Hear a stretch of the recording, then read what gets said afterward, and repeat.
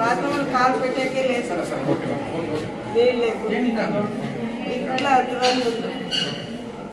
లేదు సార్ మనకి ఎక్కడ ఎట్లా ముగ్గులన్న పిల్లలు సన్న పిల్లలు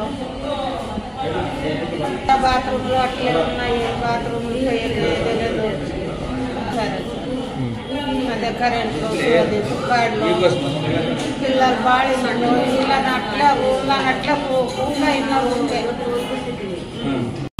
వందలాది మంది పేషెంట్లు మళ్ళీ పేషెంట్లు చూసుకునే అటెండర్లు ఇబ్బంది పడుతున్నారని చెప్పి నాకు 3 రోజులుగా చాలా మంది ఫోన్ కాల్ చేసి చెప్పినారు. ఈరోజు నిన్న నైట్ నేను వచ్చిపోయినాను, ప్రాబ్లం సాల్వ్ అవుతుంది అన్నారని చెప్పి దీన్ని ఎందుకు మనం అనవసరంగా రాద్ధాంతం చేయాలని చెప్పి నేను వెయిట్ చేశాను.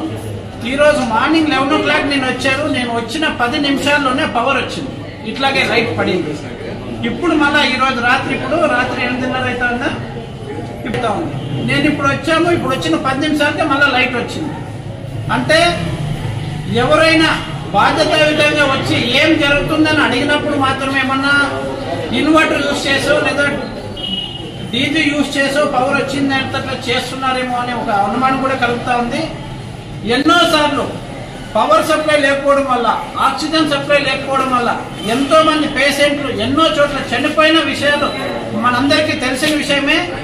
ఇక్కడ పవర్ సప్లై లేకపోవడం వల్ల ఏమైనా ఎమర్జెన్సీ ఒక ఆపరేషన్ చేయాలంటే ఏం జరుగుతుందో, ప్రాణానికి విలువ లేకుండా పోతుంది, ప్రాణాలు పోయే ఛాన్సెస్ కూడా ఉంటాయి. కాబట్టి ఏం జరిగింది అని చెప్పి ఈరోజు ఎవరైతే సూపరింటెండెంట్ గారు ఉన్నారో డాక్టర్ మేరీ గారికి ఫోన్ చేస్తే సూపరింటెండెంట్ మేడం ఏం చెప్పారు, నేను లీవ్ లో ఉన్నానండి అన్నారు. Day before yesterday she was on duty, I don't today she is on leave it seems. Okay, అలా చెప్పినారు. మేడం లీవ్ లో ఉన్నారు, సరే ఏం జరుగుతుంది?